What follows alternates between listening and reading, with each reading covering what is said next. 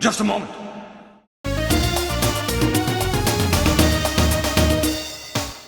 A lot of indie and aspiring developers have tried invoking the aesthetic of the PS1 era. For survival horror specifically, this has happened often enough that it spawned the Haunted PS1 game compilation series.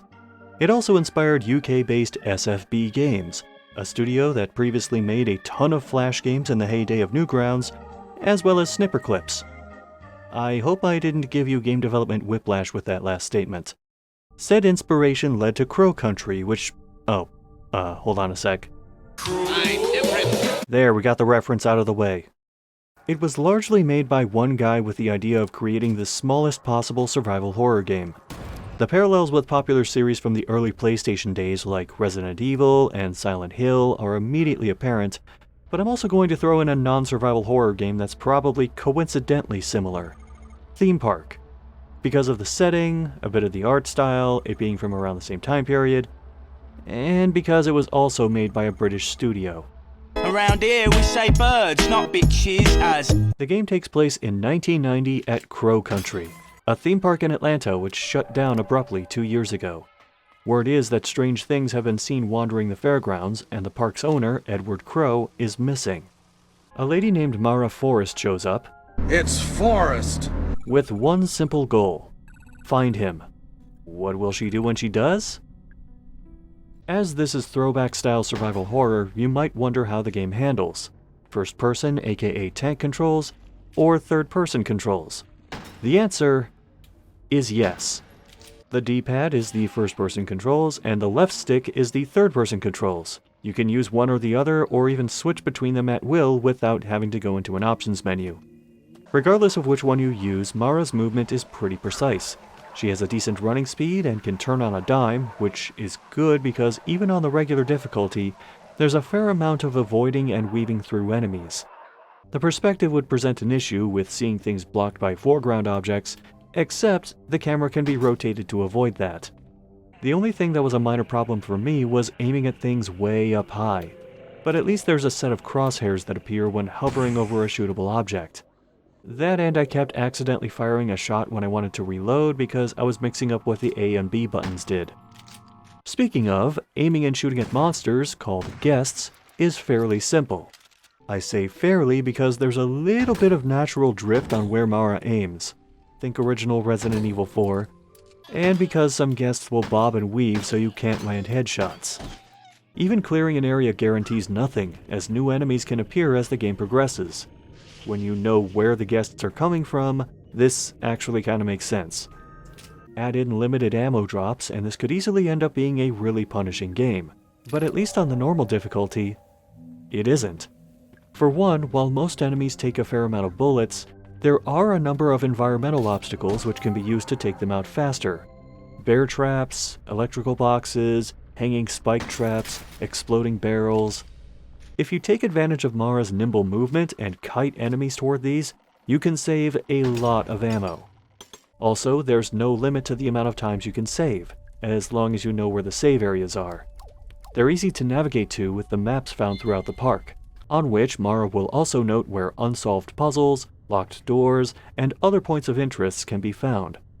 The few times I did get stuck were due to me overlooking something fairly obvious, like a keypad I had the code for, or a lock that I had the key for. As for the puzzles, the bulk of them are simple, but not insultingly so. They're the kind you can solve if you just make sure to canvass the park a bit, pay attention to the environment, or remember to write down a number or two.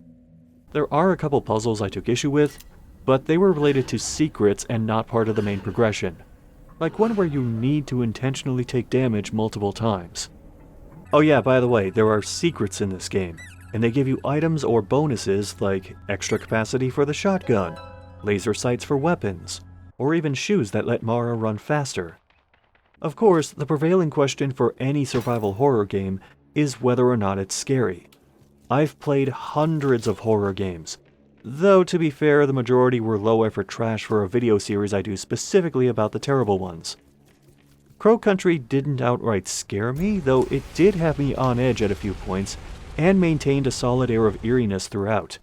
For example, being in a dark hallway with the flashlight on and seeing a new type of guest lumber into the light to attack is one of the points where the game's most effective at eliciting fear, while there are also a number of gotcha-style jump scares sprinkled throughout. A lot of these come off as the developer pranking the player, but every once in a while there would be a "say hi to this new enemy" style jump scare just to keep you on your toes. Oh jeez. That feeling is aided by how the visuals and sound complement each other. For one, the kinda grungy looking visuals, paired with the soundtrack, which sounds like it's playing through an old decaying tape deck half of the time, drive home the amount of rot going on in the park. And the visuals plus the perspective give the feeling of watching Mara and the park through a security camera, which is fitting for reasons I won't say. On a smaller scale though, there are little things Mara does that make her seem less like a game protagonist and more like a person. The animations aren't one-to-one realistic by any means, but if she's unlocking a door or using a crank, she'll move one of her arms to do so. If she's trying to look at a note on a desk, she'll turn it toward her before she starts reading. If she's passing through a door she's too tall for, she'll stoop down on the way in. That plus the splotches of blood appearing on her clothes when she takes damage, and any subsequent change in her walking or running animation, these are the little ways the game helps bring her to life. It also helps that Mara's far from perfect. She gets frustrated with the park and some of the people she finds in it, and she's willing to do some duplicitous things to get to what she's after. While it's easy to get caught up in the parts of the park the attendees would see, there's more of a focus on the behind-the-scenes areas than the park itself, which, when you know why this park exists, makes sense. I realize I'm saying that sort of thing a lot, but I really don't want to spoil anything. And if you know me well, I only say I don't want to spoil anything if I like a game and want other people to give it a try. I played the Switch release of Crow Country, and the only major difference I noticed was the longer load times between areas, but they're not so long that it takes away from the game.